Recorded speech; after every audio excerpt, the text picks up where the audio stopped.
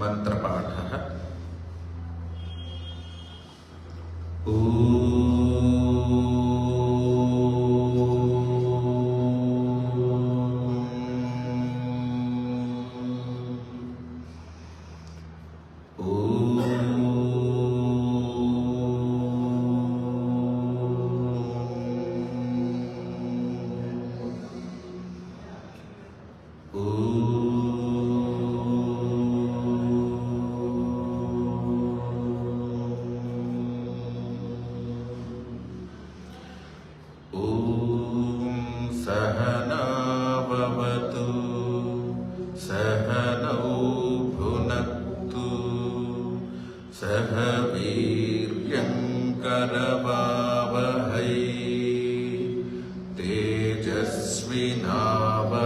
तेजस्विनावधीतमस्तु मा विद्विषावहै।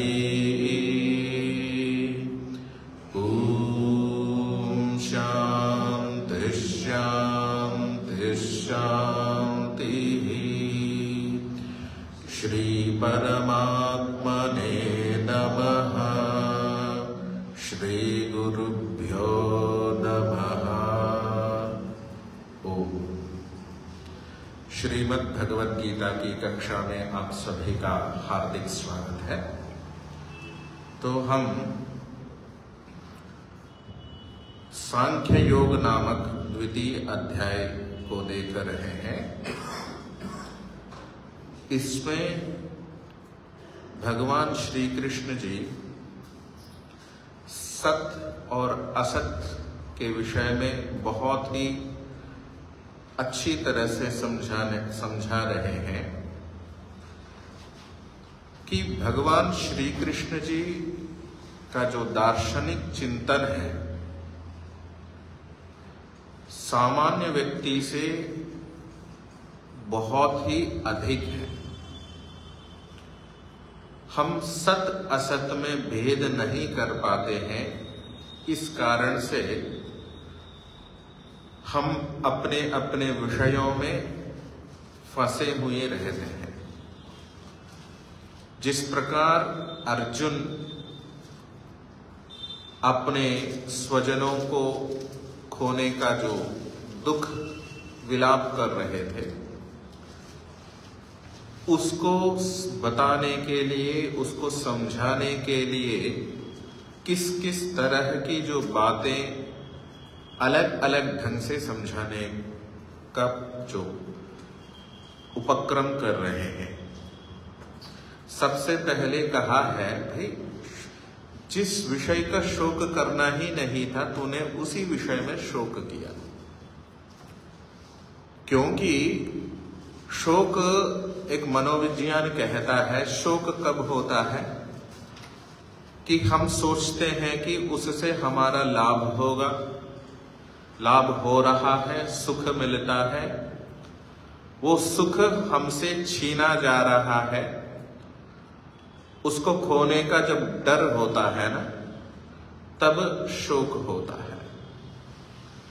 हम ये भी अपेक्षा करते हैं, चाहे वस्तु हो, विषय हो, पदार्थ हो, व्यक्ति हो, कि ये मेरे साथ हमेशा रहेंगे। ये चीजें जब हम इस प्रकार की अपेक्षाओं को लेकर चलते हैं तो निश्चित रूप से कभी न कभी हमारे इच्छा का विघात होता है, तब हमें दुख प्राप्त होता है।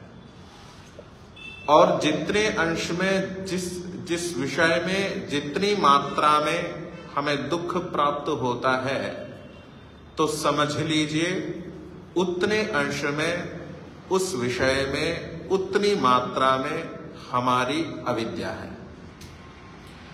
क्योंकि अविद्या के कारण से ही, अज्ञान के कारण से ही हमें दुख प्राप्त होता है।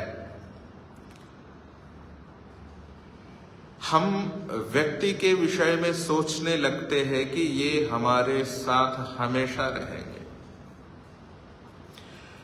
किंतु इस प्रकार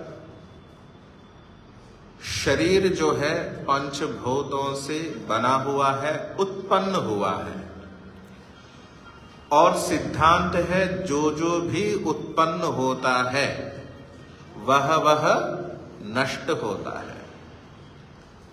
इसका विपरीत जो जो उत्पन्न नहीं होता है वह वह नष्ट भी नहीं होता है।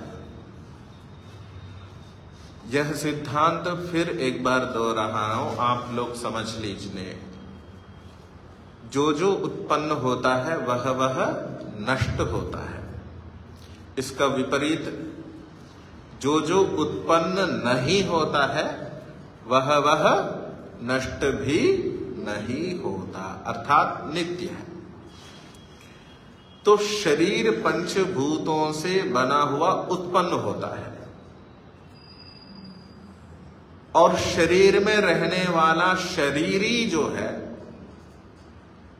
वो कभी नष्ट नहीं होता, क्योंकि उसकी उत्पत्ति कभी हुई ही नहीं। तीन चीज अनादि तत्व है। एक प्रकृति अर्थात जो मूल प्रकृति सत्व रजस तमस, उस प्रकृति से ही ये सारी सृष्टि बनी है। यह शरीर बना, पंचमहाभूत बना, पंचमहाभूत से शरीर आदि बने। पहाड़, वृक्ष, वनस्पति, जीव जंतु इत्यादि उनके शरीर, ये जो है वो सारे त्रिगुणात्मक प्रकृति से बनी है, जिसको कुछ लोग माया भी कहते हैं। दूसरा अनादि तत्व है जीवात्मा, अर्थात हम हैं, देह में रहने वाले देही हैं। ठीक है। तीसरा जो अनादि तत्व है वह परम आत्मा है, अर्थात परमात्मा। तो इसमें आत्मा चेतन है, परम आत्मा भी चेतन है। प्रकृति क्या है? जड़ है, अपने आप कुछ नहीं कर सकती है। उस परमात्मा प्रकृति से ये सारी चीज बनाता है, इसलिए सृष्टि का निर्माण करने वाला बोलते हैं ना, जगद रचयिता बोलते हैं कि नहीं। इसीलिए कि जैसे एक कुम्हार मिट्टी लेता है, जल लेता है, फिर आवश्यक पदार्थ लेता है, सबके साथ मिलाकर अनुपात में जो प्रक्रिया चलती है उस प्रक्रिया के अनुसार एक घड़ा का रूप देता है। देता है कि नहीं देता है? ठीक है। तो घड़ा अपने आप बनता है क्या मिट्टी से? हाँ, अपने आप कभी बनते हुए देखा है क्या किसी ने? तो प्रकृति मिट्टी के रूप में समझ लो, परमात्मा जो चेतन है उस प्रकृति से ये सुंदर विविध तरह के पदार्थों को बनाता है, सृष्टि बनाता है, सृजन करता है परमात्मा। और किस लिए सृजन करता है? अपने लिए थोड़ी करता है, हमारे लिए। जैसे वेद कहता है ना, त्वम हीनः पिता वसो त्वम मातो शतक्रतु। परमात्मा ही हमारी माता है, परमात्मा ही हमारा पिता है। हम रोजाना हवन में भी पढ़ते हैं, सनो बंधुर जनिता सविधाता। तो वह हमारा बंधु है, हमारे जनिता, जनिता मतलब उत्पन्न करने वाला है, अर्थात पिता है। और विधाता है, धारण करने वाला, हमारा विधान करने वाला है। किस जीवात्मा को किस शरीर में भेजना है ये विधान करने वाला है। तो परमात्मा जब सृष्टि की रचना करता है, किस लिए? एक पिता अपने पुत्रों के लिए घर बार जायदाद प्रॉपर्टी बना देता है ना, ऐसे ही रहने के लिए, हमारे उपभोग के लिए परमात्मा शरीर तथा सृष्टि की रचना करता है। ठीक है। जड़ चीज, ये मोबाइल यहां रखा हुआ है, अगर मान लो इसको कोई छेड़ेगा नहीं तो कितने वर्ष भी खराब भले ही हो जाएगा, किंतु कितने वर्ष भी रहेगा, आप आके देखेंगे तो वहीं की वहीं पड़े रहेगा, कोई छेड़ेगा ना, अपने आप तो चल के तो नहीं जाएगा। बोलते हैं ना, कोई चीज उठा लेता है बच्चा, फिर बोलता है कि नहीं मैंने तो नहीं उठाया, तो क्या अपने आप चल के गया है क्या? हम माता पिता पूछते हैं ना बच्चों से, तर्क देते हैं। तो कोई भी जड़ वस्तु अपने आप हिलती नहीं है, जब तक चेतन उसको हिलाता, हम उसको इधर उधर कर नहीं करते हैं, तब तक ये तो जड़ वस्तु के अंदर वह सामर्थ्य नहीं है। समझ रहे, सिद्धांतों को समझ रहे, इसलिए मैं धीरे धीरे बोल रहा हूं। तो ये जो पंचभौतिक शरीर जो है, जो इंद्रियां जो है, वो कभी जड़ जो है अपने आप को परमात्मा का दर्शन नहीं करा सकती। समझ में आ रहा है? हम मंदिर में जाते हैं, मूर्ति के सामने हाथ जोड़ते हैं, जोड़ते कि नहीं जोड़ते? बहुत भक्ति भाव से। बाहर आके बोलते हैं कि अरे वाह, आज दर्शन बढ़िया हुआ भगवान का, है कि नहीं? किसका दर्शन हुआ वास्तव में? मूर्ति का दर्शन हुआ, क्योंकि इन भौतिक इंद्रियों की वह सामर्थ्य नहीं है जो अभौतिक परमात्मा का दर्शन करा सके। आपको जो अच्छा लगा, वो जो भी जिस पत्थर की बनी हुई, संगमरमर की बनी हुई या जो विशेष पत्थर की बनी हुई वह मूर्ति, उसका अलंकरण, उसका भोग, उसका बहुत अच्छी तरह से नक्काशी, इसका ज्ञान आपके नेत्रेंद्रिय करा सकती है। एक सिद्धांत समझ लेना, पंच महाभूतों से बनी हुई ये इंद्रियां पंच महाभूतों से बने हुए पदार्थों का ही ज्ञान करा सकती है। दोबारा दोहराता हूं, ये लिख लेना, पंच महाभूतों से बनी हुई ये इंद्रियां, इनका सामर्थ्य इतना ही है, पंच महाभूतों से बने हुए पदार्थों का ही दर्शन व ज्ञान करा सकती है। तो इन भौतिक इंद्रियों से भी सूक्ष्म आत्मा है, जो कि कभी बनी नहीं है। उस आत्मा में रहने वाले सर्वव्यापक या अंतर्यामी परमात्मा सूक्ष्माति सूक्ष्म है। तो ये नेत्रेंद्रियों से परमात्मा का दर्शन कैसे हो सकता? कैसे हो सकता? आप विचार करके देखो। ये इंद्रियां आत्मा के दर्शन ही नहीं करा सकते, फिर ये जी परमात्मा का साक्षात्कार कैसे होगा? साहब पूछे तो जो चेतन को का ही साक्षात्कार कर सकता है। ये जड़ प्रकृति में इतना सामर्थ्य है ही नहीं। मैं बोल रहा था ना, जड़ में अपने है ही नहीं सामर्थ्य। चेतन हम जीवात्मा, इसलिए हम परमात्मा को जो विशेष भोग लगाते हैं, ठीक है, भोग लगाते हैं जी, मैं तो इतने बड़े मिठाइयां परमात्मा का 56 भोग लगाए, बड़े हम तृप्त हो जाते हैं ना अपने आप का, मैंने बढ़िया से बढ़िया चीज भोग लगाया। अरे परमात्मा हमारे लिए क्या सबसे बड़ी सामग्री क्या है परमात्मा को समर्पित करने के लिए? जीवात्मा है। इसका मतलब बलि नहीं चढ़ाना, जीवात्मा इन द सेंस अपने आप को परमात्मा की भक्ति में समर्पित करना है, क्योंकि वो भी एक आत्म तत्व है, हम भी एक आत्म तत्व है, जो समान चेतन वाले ही चेतन को समर्पित कर सकते हैं। समझ रहे? तो जड़ पदार्थों से कभी परमात्मा को तृप्त नहीं किया जा सकता है। ठीक है, हमारी भावना है, मैं ये नहीं कह रहा हूं भोग मत चढ़ाओ, ये कभी ये नहीं कहा, आचार्य जी ने गलत पाठ पढ़ाया, किंतु भोग के साथ साथ उसमें जो वास्तविक हमारा जो समर्पण कितना है आप देख लो। वास्तविक भोग जो है ना, वास्तविक नैवेद्य जो है, वो सकल उत्तम सामग्री क्या हो सकती है? सकल उत्तम सामग्री क्या हो सकती है जी?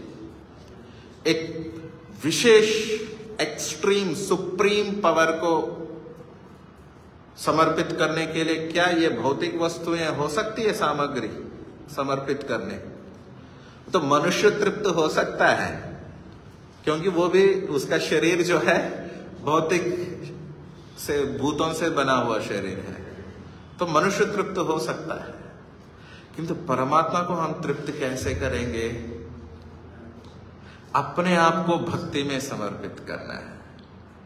इसको कहते हैं दार्शनिक भाषा में ईश्वर प्रणिधान।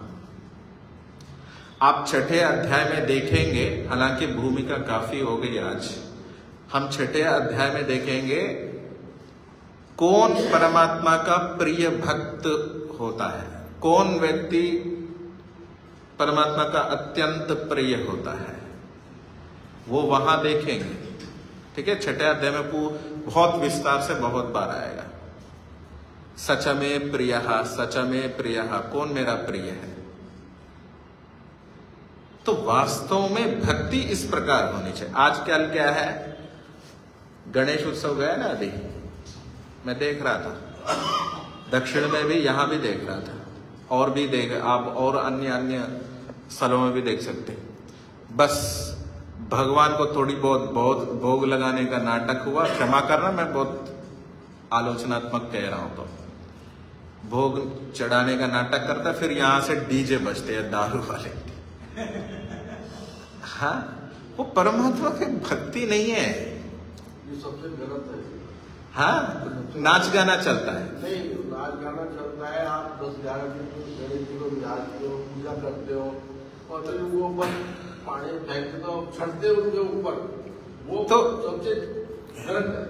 तो इस प्रकार हम वास्तविक भक्ति को समझें। कोई पूछे तो अपने आप को डिफेंस करने के लिए डिफेंस मोड में आ जाते, अरे हम तो भक्ति कर रहे हैं, हम भक्ति कर रहे हैं। अगर अंतःकरण से वास्तव में सच्चे दिल से पूछा जाए, मतलब सच्चे दिल से वो कहेगा, तो ये अपनी खुशी के लिए हम कर रहे हैं, उसमें भगवान को तृप्त करना बात छोड़ दीजिए। मैंने कल भी एक संदर्भ में कहा था, भगवान को हमने इतना ग्रांटेड ले लिया, हम बिठाते तो ऊंचे स्थान पर, अरे सबसे बड़ा परमात्मा है, किंतु व्यवहार में परमात्मा को इतना नीचा रख के छोड़ते हैं। ये घोर पाप है, अन्याय के साथ साथ पाप भी है। दैव दूषण जो होता है ना, सबसे बड़ा पाप है। हम गालियां तो नहीं दे रहे, किंतु परमात्मा को हमारे अज्ञान से, अविद्या से जिस प्रकार ट्रीट करना चाहिए वो नहीं कर पा रहे। खैर आगे चलते हैं। मैं थोड़ा सा समसामयिक मुद्दों को लेकर मैंने चर्चा की। तो हमारा प्रकरण चल रहा था सत असत के विषय में। तो पिछले श्लोकों में कुछ आवृत्ति की दृष्टि से श्लोक पाठ ये माता जी और भी पूछते रहते हैं मेरे से, तो एक बार श्लोक पाठ करते हैं, फिर आगे चलते हैं। तो कल 11 से लेकर 13 से लेकर 17 तक हुआ था संभवतः। तो 16वें से मैं प्रारंभ करता हूं। कहा है, ना सतो विद्यते भावो ना भावो विद्यते सतः उभयोरपि दृष्टोऽन्तस्त्वनयोस्तत्त्वदर्शिभिः। तो कभी असत का भाव नहीं हो सकता, इसी प्रकार सत का अभाव भी नहीं होता है। ये दोनों इस तत्व को तत्वदर्शियों ने अच्छी प्रकार से जान लिया है। जो तत्वदर्शी नहीं है, अर्थात जो तत्व मतलब यथावत, जो जैसा है वैसा जानने को तत्वदर्शिता कहते हैं। तत्व ज्ञान मतलब जो जैसा है वैसा जानना, होना, इसको तत्व कहते हैं। उसको यथावत जो जानता है वह तत्वदर्शी कहलाता है। तो यह सिद्धांत हमें भी समझना। कृष्ण जी को ये सिद्धांत क्यों बताना हो रहा है, क्यों पढ़ रहा है? कि अर्जुन जी देख रहे हैं कि ये लोग कभी नहीं अब मेरे से बिछुड़ जाएंगे, मेरे से पृथक हो जाएंगे, मारे जाएंगे, इनका नाश होगा। इसलिए कह रहे हैं भैया ये लोग सत पदार्थ जीवात्मा है, इनका कभी अभाव नहीं होगा, चिंता मत करो। यह आत्म तत्व है, जो जितने भी सभी हैं वो सारे जीवात्म तत्व है, तो इनका कभी नाश नहीं होगा, चिंता मत करो। इसी बात को लेकर अगले श्लोक में कहा है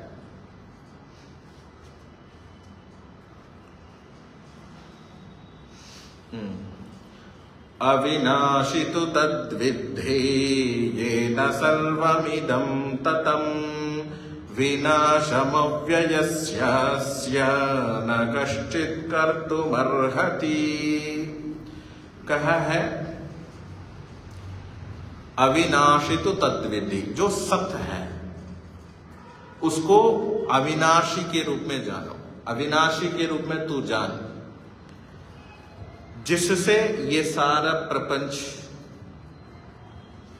रचा गया, जिसके कारण से, जिसके ये जो हम शरीर की जितने भी चेष्टाएं करते हैं, जो प्रपंच रहते जीवन भर, उस अविनाशी तत्व के कारण से ही तो है। अगर आत्म तत्व नहीं है शरीर के अंदर, वो मुर्दा, उसको क्या कहते हैं, मुर्दा कहते हैं ना, शव कहते हैं। हमको कोई शव कह सकता है? हाँ जी, मुझे कोई शव कहेगा? आप लोगों को कोई शव कहेगा? क्यों नहीं कहेगा? हमारे अंदर आत्म तत्व विद्यमान है, इसलिए हम बोल पा रहे, देख पा रहे, चल पा रहे, ठीक है, सूंघ पा रहे, सुन पा रहे, जान पा रहे, है ना, स्पर्श का अनुभव कर पा रहे। और जिसके अंदर से चेतन तत्व, जो शरीर में रहने वाला शरीर ही निकल गया है छोड़ के, तो वो देख सकेगा, कुछ चेष्टा कर सकेगा? शव। तो इसलिए उसको कहते हैं हम मुर्दा, निर्जीव कहते हैं। हमको निर्जीव कोई कहता है? नहीं कहता है, नहीं कह सकते। हम सजीव है, जीव के साथ है, जीव सहित है। मुर्दे को सजीव नहीं कहेगा, निर्जीव कहेगा। तो कहने का यह तात्पर्य है वो अविनाशी है। ये न सर्वम इदम ततम, ये सब कुछ जो प्रपंच रचा गया है, जो सृष्टि की रचना की गई है, इसमें जो हम विविध कर्म चेष्टाएं करते हैं, उस कर्म फल का कर्म करते हैं, उसका फल मिलता है, उस फल के अनुसार भोगते भी है। ये जो सारा चक्कर है उस अविनाशी तत्व के कारण से, ठीक है।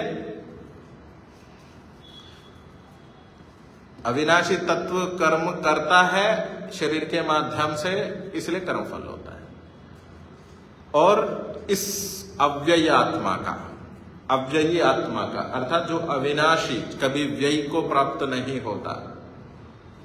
मेरे पास 10,000 है, मैं व्यय करता रहूंगा, मेरे पास बचेगा क्या कुछ? तो ऐसे ही जीवात्मा का कभी व्यय नहीं होता है। धन का व्यय जैसे होता है, शरीर उम्र का व्यय भी होता है ना, उम्र घटती रहती है। इस शरीर का व्यय अवश्य होता है। इसीलिए तो हम बालकपन से बड़े होते होते होते होते वृद्धावस्था तक शरीर का हर क्षण व्यय होता रहता है, कैलोरीज खर्च होते रहते हैं। तो शरीर है ना, वो व्यय को होता है। अगर गलत ढंग से करोगे अपव्यय होता है, अगर सही ढंग से करोगे व्यय तो होता ही है, व्यय तो होता ही रहेगा। तो कहा है इस अव्ययी का, जो अविनाशी का जो विनाश है, कोई कर ही नहीं सकता। आप चिंता क्यों कर रहे हो?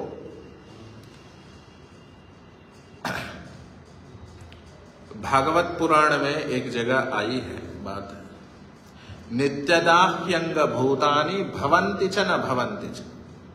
अर्थात जो आपको है अंग है मित्र, ये जो प्राणी, भूत मतलब वो भूत प्रेत वो वाला नहीं, जिसकी सत्ता है, जीव है, प्राणियों को भूत कहते हैं। ये जो प्राणी है ना, वो होते भी है, नहीं भी होते हैं। मतलब समझाने का ढंग समझने का प्रयास कीजिए, समझाने का एक ढंग है। ये जो शरीर है हर क्षण कोशिकांग के घटते रहते हैं, ठीक है, मरते रहते हैं, उत्पन्न होते रहते हैं। तो ये जो शरीर के भाग जो है, शरीर की कोशिकाएं हैं, वो नित्य प्रति मरते हैं और नए नए उत्पन्न होते रहते हैं, जिसको आप सेल डिवीजन भी कह सकते हो। तो कालेन सूक्ष्म वेगत्वा तन्न दृश्यते, अर्थात काल की इतनी सूक्ष्म है, फ्रिक्शन ऑफ सेकंड्स में बदलते रहते, इसलिए हमारी आंख पकड़ नहीं पाते हैं। समझ में आ रहा है अशोक शर्मा जी, समझ में आ रहा है कि इतने काल का वेग, थोड़ा सा कठिन विषय है, ज्यादा दिमाग लगाएंगे तो पता चलेगा, समझ में आएगा सिद्धांत कि ये जो शरीर है वो अनेक कोशिकाएं मरते रहते हैं, बदलते रहते हैं, इसका व्यय होता रहता है। दिन ब दिन हम अवस्था की तरफ बढ़ रहे हैं, स्मशान की ओर, ठीक है। तो इसलिए हमारे को सीधा सीधा नहीं दिखता है। जैसे मैं एक उदाहरण दूं, आप मूवी देखते हैं सभी, या सीरियल टीवी तो देखते होंगे ना। तो पहले जमाने में मूवी के अंदर बड़ा रील हुआ करता था, उसमें क्या है, फ्रेम्स होते हैं, एक भंग, एक स्टाइल में एक स्टाइल में एक, वो तेजी से घुमाने से क्या होगा, चलने जैसा हमें दिखता है। किंतु वो रील पकड़ के देखोगे तो एक एक दिखेगा, है ना। किंतु हम इतने तेजी से घूमता रहता है, तो वो हीरो आ गया, हीरो आ गया, चल के आ गया, उसके साथ फाइट किया और हीरोइन को बचा लिया, इतने तेजी से होता है ना। अगर रील को उठा के देखो, एक फ्रेम अलग अलग दिखेगा, इतना बड़ा।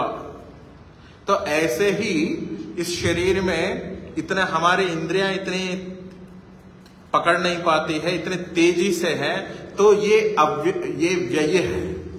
अर्थात शरीर जो है व्यय है, आत्मा का कभी व्यय नहीं होता है, विनाश नहीं होता है, इसीलिए उसको अविनाशी कहा है, अव्ययी कहा है।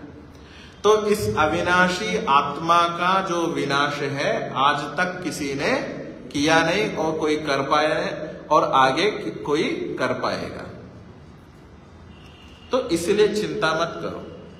ये सारी बातें अर्जुन को अपने शोक से दूर करने के लिए है। अगला श्लोक देखिए, दूसरे अध्याय के 18वां श्लोक है। अंतवंत इमे देहा नित्यस्योक्ता शरीरिणः अनाशिनो प्रमेयस्य तस्मात् युध्यस्व भारत। कहा है अनाशिनः, मतलब कभी नाश को प्राप्त नहीं होता, ऐसे अनाशी जो कि नित्य है, इसका, इस शरीरी का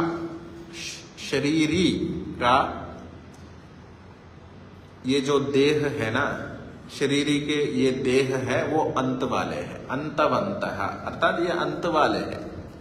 इसका शरीर का अंत होगा, किंतु शरीरी का अंत कभी नहीं होगा।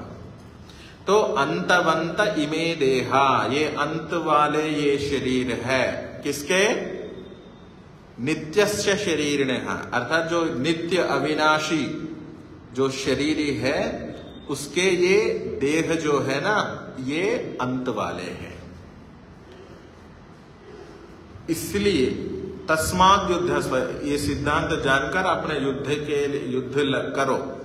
हे भरतवंशी, यहां भरतवंशी का संबोधन क्यों, भरतवंशी बड़ा पराक्रम का प्रतीक है, भव्य इतिहास रहा है भरतवंश का, बड़े बड़े क्षत्रिय हुए हैं। ऐसे क्षत्रिय कुल में, भरत कुल में, वंश में उत्पन्न हुए हैं भरतवंशी अर्जुन। इस सिद्धांत को जानकर इस अविनाशी नित्य शरीरी के जो शरीर है वो अंत वाले हैं। इस सिद्धांत को जानकर जो बेझिझक युद्ध करो। इसमें एक विचारणीय बिंदु यह है, शरीरी कहा है एक वचन में और इमे देहा अर्थात बहुवचन में कहा है, ठीक है। जीवात्मा एक वचन में कहा है और देह जो है बहुवचन में कहा। ये अंत वाले शरीर है।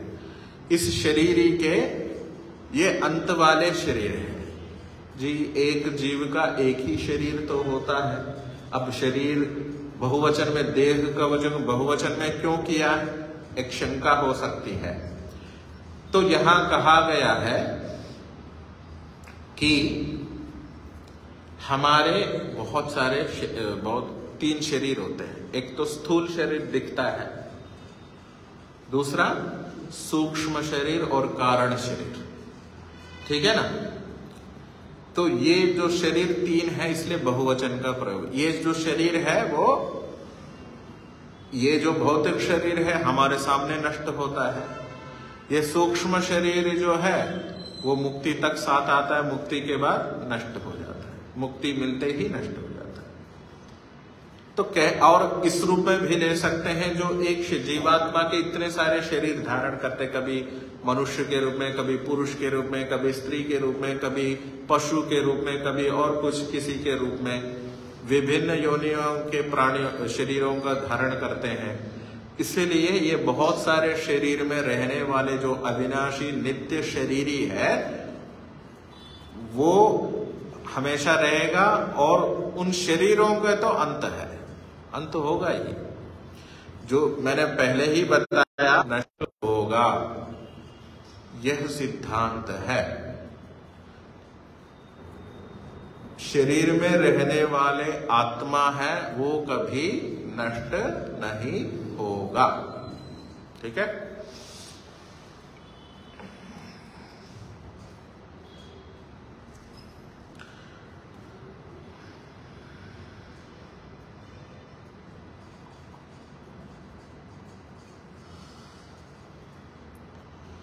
तो पूर्व श्लोक में कहा है शरीरी को अविनाशी के रूप में प्रस्तुत किया है कि नहीं किया, कि नहीं किया। पूर्व श्लोक में शरीरी को अविनाशी के रूप में प्रस्तुत किया है और अविनाशी के रूप में जानने की बात की है। भाई जो अविनाशी तत्व को उसी रूप में तुम जानो। अभी उस बात को अन्वय व्यतिरेक से भी बता रहे हैं। अन्वय व्यतिरेक क्या है वो मैं बाद में समझाऊंगा, पहले श्लोक देखते हैं। 19वां श्लोक, 19वां ही है ना। य एनं वेत्ति हन्तारं यश्चैनं मन्यते हतम् उभौ तौ न विजानीतो नायं हन्ति न हन्यते। तो या एनम वेत्ति हंतारम, ठीक है। जो इसको समझ रहा है कि इस अविनाशी को शरीरी, जो अविनाशी शरीरी को मारने वाला मानता है, ठीक है।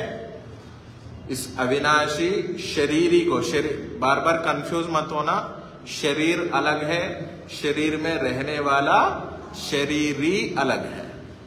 इसलिए मैं जब शरीरी बोलता हूं, री बोलता हूं तो आत्मा, शरीर बोलता हूं तो देह, ये सामान्य शरीर, ठीक है। कंफ्यूज मत होना। तो इस अविनाशी हंतारम अर्थात मारने वाला समझता है, इस शरीरी को मारने वाला समझता है। और यश्चैनम मन्यते हतम, जो मरा हुआ मानता है, मरता है ऐसा मानता है। जो व्यक्ति मारने वाला मानता है इस अविनाशी तत्व को, और जो व्यक्ति मरा मानता है, या मारा गया मानता है, तो उभौ तौ न विजानीतः, अर्थात ये दो व्यक्ति, इस रूप में मानने वाले दो व्यक्ति भी जानते नहीं है तत्व को, तथ्य को जानते नहीं है कि कोई ना मरता है ना कोई मारता है। ठीक है ना? फिर दोहराता हूं, य एनं वेत्ति हन्तारम् यश्चैनं मन्यते हतम् उभौ तौ न विजानीतो नायं हन्ति न हन्यते। जो व्यक्ति इस अविनाशी आत्मा को मारने वाला समझता है, और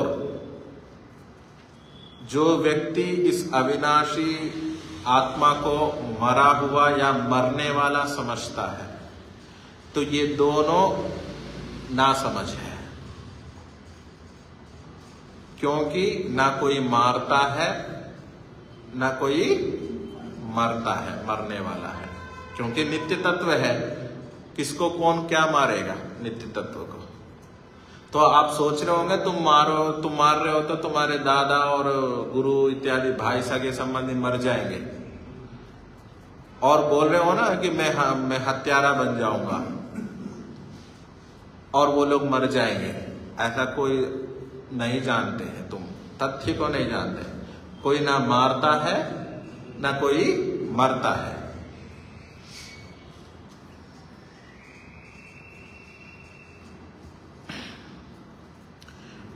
आपको लग रहा होगा आत्मा के नित्यत्व के संदर्भ में इतनी सारे अलग अलग ढंग से क्यों कह रहे हो, हमको तो समझ में आ गया, अभी इतने सारे श्लोकों की रचना करने की क्या बात है, कई बार लगता है। तो समझना, कोई जो हितकारी वचन होता है, ठीक है, हितकारी जो वचन होता है बार बार कहना होता है और बहुत बार कहना, बहुत प्रकार से कहना होता है।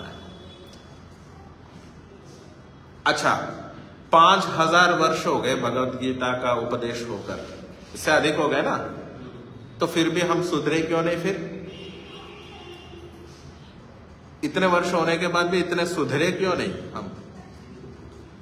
तो या एनम वेत्ति हंतारम, इस आत्मा को तू सोच रहा है कि तू मार रहा है, और ये भी सोच रहे हो वो लोग मरेंगे, मर रहे हैं, तो तुम जानते ही नहीं, तुम तो ना समझो। तो इसका ये मतलब नहीं भाई मारते जाओ किसी को भी, ये नहीं कि ये तो सूत्र मिल गया, कोई किसी को मारता नहीं है, कोई मरता नहीं, चलो मारते जाओ, ये मेरा उद्देश्य नहीं है, ना कृष्ण जी का है। किंतु कहने का तात्पर्य है कि जो नित्य आत्म तत्व जो मरता है मारता है, जो समझ रहे हो ना, ऐसा नहीं है। नित्य तत्व का हनन कभी नहीं हो सकता, ना कोई कर सकता। ठीक है? एक इसमें एक शंका होती है, जैसे मैंने अभी बोला जी, कोई मारता नहीं कोई मरता नहीं है, फिर जो किसी की हत्या हो जाती है उसको दंड क्यों मिलता है, क्यों मिलना चाहिए? ठीक है ना? या कि कोई अपराध करता है, कोई हानि पहुंचाता है दूसरी आत्मा को, तो उसको दंड क्यों मिलना चाहिए? वो तो नित्य आत्मा है, उसमें कोई विकार नहीं होता। क्यों जी? शंका तो बन सकती ना, समझ में आ गई शंका? कोई किसी को मारता है तो उसको दंड क्यों होना चाहिए? तो कोई श्री कृष्ण जी ने सिद्धांत बताया, कोई मरता नहीं कोई मारता नहीं है, फिर दंड क्यों मिलना चाहिए? ये सारे पुलिस क्या है, कचहरी क्या है, ये सारा कुछ क्यों करना चाहिए? है ना? गलत बात है ना? कोई किसी को मार लो, कोई मरता थोड़ी है। सही है गलत है? बोलिए। छोटे अशोक जी, सही है तो? सही है। अच्छा, मार सकते हैं कोई भी किसी को भी? नहीं, मारते ही आजकल जो चल रहा है। हाँ, जो भी हत्याएं हो रही है, या उस तत्कालीन अर्जुन जी की स्थिति ले लीजिए। हाँ माता जी बोलो। आप इस दुनिया में नहीं है, तो क्या ये श्री कृष्ण जी ने कहा है, अरे नित्य तत्व को कोई ना मार सकता है ना कोई मरता है। नित्य तत्व कभी मर ही नहीं सकता, आत्मा कभी मर नहीं सकती है या किसी को मारती नहीं है।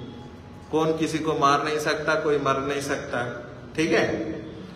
तो हम जो ये हत्याएं होती है तो दंड क्यों मिलना चाहिए हमें? अरे पाप लगता है किसी को मारोगे तो, है ना। गो हत्या, ब्राह्मण हत्या, जीव हत्या महापाप मानते हैं ना हम। तो क्यों महापाप क्यों है? अजय जी समझ में आया मेरा प्रश्न? तो बोलो, आप बोलो,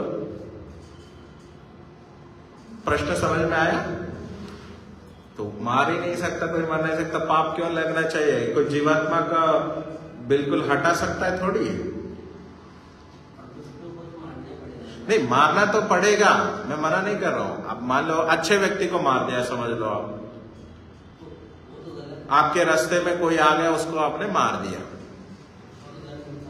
क्यों मिलना चाहिए? जो श्री कृष्ण जी कह रहे थे कोई मर नहीं सकता, कोई मार नहीं सकता। अरे नित्य तत्व आत्मा तो सजे हमेशा रहते, सिर्फ देह ही तो बदलता है। बोलो प्रश्न थोड़ा विचित्र सा है ना। हाँ बोलो अजय जी। आपके मन में भाव उसको मारने का है, भाव तो आपने यही उसे मारना है, और आपने जितना देख सकते हो, जो समझ सकते हो, उतना तो आपने मार दिया अपने हिसाब से। हाँ, वो अलग बात है कि जीवात्मा को मार नहीं सकते, आपको देखते नहीं है, लेकिन आपने अपनी तरफ से उसे वो गलत किया, आप वो गलत का सही था, जिसमें आपने गलत किया है, आपने ठीक है। थोड़ा आप थोड़ा ठीक बोले, ठीक है, आपकी बात भी है, थोड़ा ठीक बोले। और कुछ ऑथेंटिक उत्तर क्या है? चलो मैं बोलता हूं, या कल के लिए मैं छोड़ दूं आपके ऊपर प्रश्न? है नहीं, आप थोड़ा सा दिमाग का एक्सरसाइज आप भी तो करके आओ, है? या तो मैं ही बोलूं? देखिए, श्री कृष्ण जी ने जो सिद्धांत बताया, आत्मा अजर अमर है, ठीक है, इसमें कोई दो राय नहीं। और ये भी है, यह नित्य तत्व है, शाश्वत है, ठीक है, और इसको कोई बिगाड़ नहीं सकता। आत्मा को, मूल आत्मा को कोई बिगाड़ नहीं सकता, ना कोई मार सकता है, ना कोई मरता है, ठीक है। किंतु हम भौतिक रूप से किसी की हत्या करते हैं, वो दंड अपराध क्यों है? कि हम उनके साधनों को छीन रहे हैं। आत्मा के जो सबसे पहला अहम साधन क्या है? शरीर है। वो धर्म करेगा, धर्माचरण करने का सबसे पहला साधन क्या है? शरीरम आद्यम खलु धर्म साधनम कहा है आयुर्वेद में। तो शरीर पहला, आद्य मतलब आदि, पहला साधन है। उस साधन को आप छीन रहे हो, हत्या कर दिया। आत्मा की कोई मृत्यु नहीं है, आत्मा तो दूसरे शरीर को प्राप्त हो जाएगी ईश्वर की व्यवस्था से, किंतु इस जन्म में जो वो कर सकता है, उनके साधनों को आप छीन रहे हो। कोई अच्छा व्यक्ति है मान लो, तो वो धर्म कार्य कर सकता है, उसके द्वारा बहुत लोगों को लाभ पहुंच सकता था। क्या पता इस जन्म में वो मुक्ति के अधिकारी भी बन सकता होगा। उन साधनों को, क्योंकि शरीर के बिना आत्मा कुछ नहीं कर सकती है, तो उन साधनों को आप छीन रहे हो, तो इसका दंड है। समझ में आया?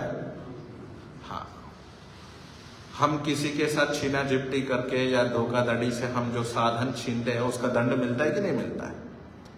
तो एक भौतिक, एक गौण पदार्थों का, मोबाइल के बिना दूसरा मोबाइल खरीद सकता है व्यक्ति। पैसे खो गए, पैसे छीने, वो धोखाधड़ी से या चोरी अपहरण हो गया, जबरदस्ती हमने छीन लिया, फिर भी वो कभी कमा सकता है या जीवित रह के अपना गुजारा चला सकता है। किंतु वो आप शरीर, अहम साधन, जीवन का जो अहम साधन ही छीन लिया उससे जबरदस्ती, तो उसका पाप बड़ा होगा ना, है ना। इसलिए हत्यारे को दंड मिलना चाहिए, अपराध है वो, बहुत भयंकर अपराध है, इसलिए फांसी की सजा भी होती है, ठीक है।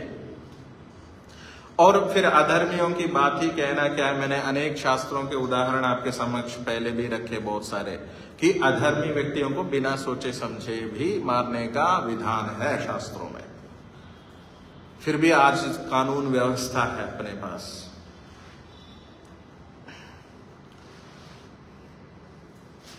अच्छा, बिना सोचे समझे मारने का मतलब कोई भी अपने कानून का हाथों नहीं ले, वो क्षत्रियों का काम है, हमारा नहीं है।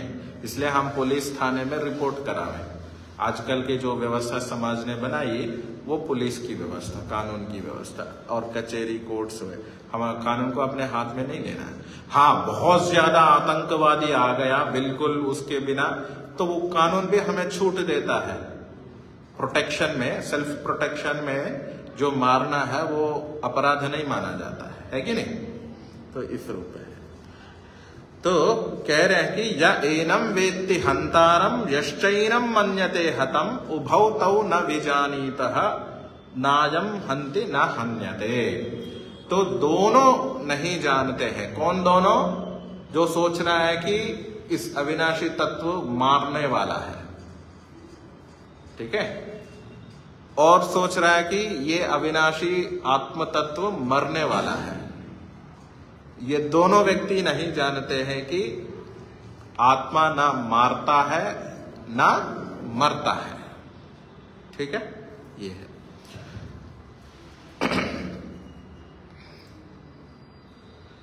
तो मैं ये कह रहा था,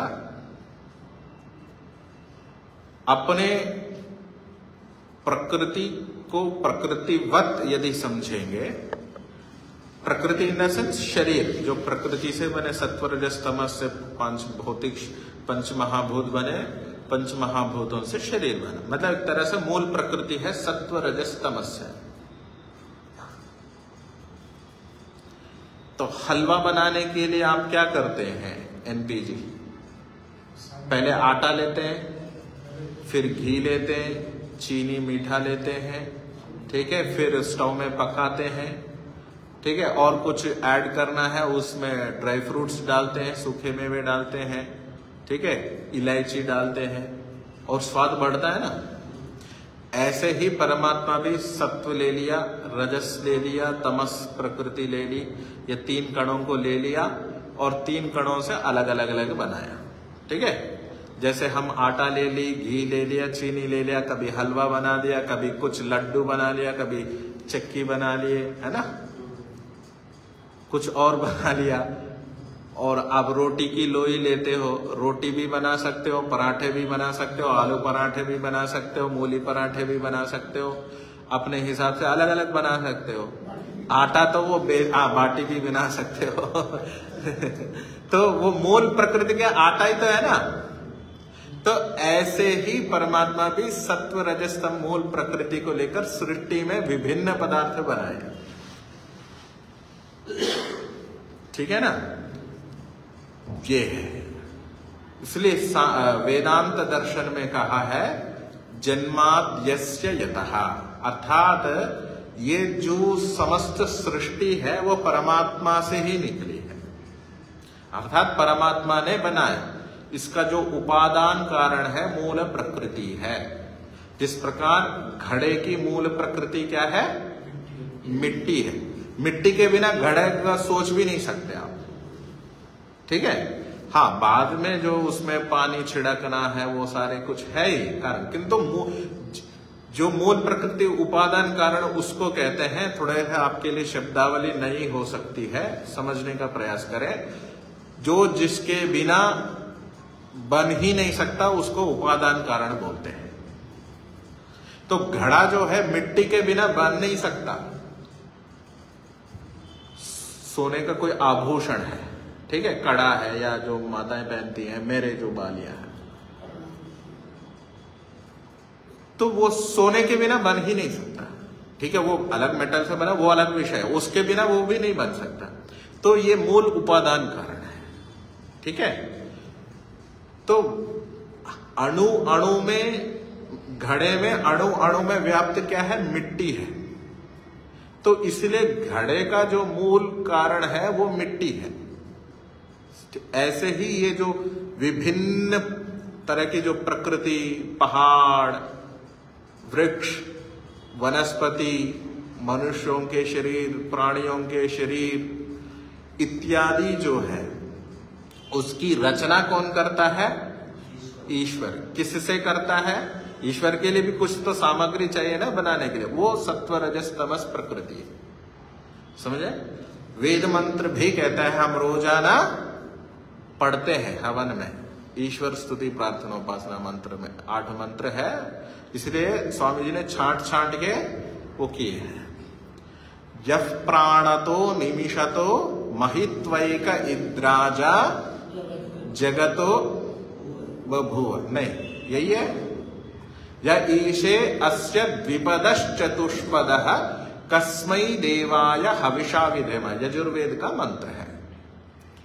तो जो प्राण वाले, यह प्राणतो अर्थात जो प्राणी वाले जगत एक है ना, हम प्राणी वाले हैं और भी भिन्न प्राणी है, और प्राणी जगत और अप्राणी जगत। अप्राणी जगत कौन से? पहाड़, जल इत्यादि है ना, जो अप्राणी जगत। और द्विपदः चतुष्पदः अर्थात जो पैर वाले और चौपाई वाले और भी विभिन्न इस उपलक्षण से और भी अनेक पैर वाले उनके शरीरों की रचना करता है। क्या करता है? रचना करता है। इसीलिए हम क्रिएटर बोलते हैं। अनेक लोग आप सुने होंगे भगवान को, ईश्वर को अंग्रेजी में क्या बोलते हैं? क्या बोलते हैं जी? अशोक शर्मा जी, गॉड। गॉड की परिभाषा करते हैं ना, जनरेटर, ऑपरेटर और डिस्ट्रक्टर या डिस्ट्रॉयर। ठीक है? जनरेटर मतलब उत्पत्ति करता, सबको उत्पन्न करता है। ऑपरेटर उसकी स्थिति देखता है, ऑपरेट करता है। और डिस्ट्रॉयर मतलब उसको प्रलय अर्थात सब फिर समेटता है, मूल प्रकृति में पहुंचाता है। एक मान लीजिए अभी ये जो गणेश का उत्सव की मूर्तियां बनी है ना, वो क्या करते हैं? जल में डुबो देते। मैं उसकी आलोचना नहीं कर रहा हूं, मैं जो क्या कर रहा हूं समझ लीजिए। वो सारा क्या करते हैं? फिर इकट्ठा करते हैं, फिर इकट्ठा करके नई मूर्ति बनाते हैं अगले साल के लिए, है कि नहीं? तो उन्होंने बनाया, उसका ऑपरेट किया 9 महीने तक, जो भी करना था वो 9 दिन तक नवरात्रियां करी, फिर जल में डुबो दिया, डिस्ट्रक्ट किया, उसको डिस्ट्रॉय किया, फिर उठा के फिर नया बनाया। ऐसे ही ये सृष्टि का क्रम है। अभी तो सारा ये बहुत ज्यादा ये जो मूर्तियां है ना, काफी पावरफुल वो पेंट्स आ गए, वो सृष्टि के लिए ठीक नहीं है। पहले जमाने में क्या करते थे? मिट्टी के, हमारे दक्षिण भारत में मिट्टी के अभी भी जो वार्ड काउंसिलर होते हैं, राजनेता लोग हैं ना, वो बांटते हैं। जैसे अगस्त 15 अगस्त में झंडे बांटते हैं ना म्युनिसिपालिटी में या जो भी है, ऐसे हमारे वहां मिट्टी की मूर्तियां बांटते हैं। भाई इकोसिस्टम, हमारी सृष्टि की प्रकृति का इकोसिस्टम खराब ना हो। ये पावरफुल कलर्स के कारण से हमारी सृष्टि खराब होती है, जमीन जहरीली बन जाती है। तो वो उससे कोई हानि नहीं ना। जैसे मिट्टी से बने, पानी में डाल दे, फिर घुल गए, मिट्टी बन गई, फिर वो इकट्ठा करके फिर हमारे घर में बचपन में हमारे दादाजी मिट्टी के ही बनाते थे वो मूर्ति गणेश जी की। हमारे घर में ऐसे ही होता था, बचपन में मैं देखता था। तो कहने का तात्पर्य यह है, परमात्मा के लिए भी यह सृष्टि इस प्रकार है। हम ब्रह्मा विष्णु महेश की जो परिकल्पना करते हैं वो और कोई विभिन्न विभिन्न तत्व नहीं है, ईश्वर की ही शक्तियां हैं। एकमात्र परमात्मा, पति ही एक इद्राजा जगतो बभूव। पति ही एक आसित, सिर्फ पति एक ही है। मंत्र कहता है हिरण्यगर्भः समवर्तताग्रे भूतस्य जातः पति ही 2-3 नहीं, एक ही है। उनकी शक्तियां हैं, परमात्मा की शक्तियां। ब्रह्मा मतलब सृष्टि का विधान, सृष्टि को रचना, और उसका ऑपरेटिंग जो विष्णु तत्व है। और महेश्वर मतलब प्रलय, विलय करना, कारण में जिस कारण से, जिस प्रकृति से, उपादान कारण से हो गए, फिर उस उपादान कारण में मिलना। जैसे मिट्टी का लेके फिर जल में डुबो देते, या घड़ा फूड़ने के बाद टिकरों में बन के फिर कुछ कालांतर में मिट्टी में यथावत हो जाता है कि नहीं। अच्छा, हम मान लीजिए हम तो अंत्येष्टि करते हैं, मुसलमान और कुछ हिंदू परंपरा में करते क्या है, गाड़ते हैं। कुछ दिनों के बाद शिव का वैसे कि वैसे निकलेगा या कंकाल निकलते हैं, हाँ, उस पार्थिव तत्व मिल गया शरीर, ठीक है, उचित नहीं है वो, किंतु कुछ लोग ऐसा करते हैं। वैदिक रीति क्या है, वेद में कहा है भस्मांतम शरीरम, तो यह शरीर जो है भस्म से ही अंत होना है, ठीक है। और ये दफनाने का जो कार्यक्रम है वो हमारा नहीं है, ये अवैदिक है। इस प्रसंग में मैं अपनी ओर से कह रहा हूं, ठीक है। आज का पाठ इतना ही रखते हैं। ओंकार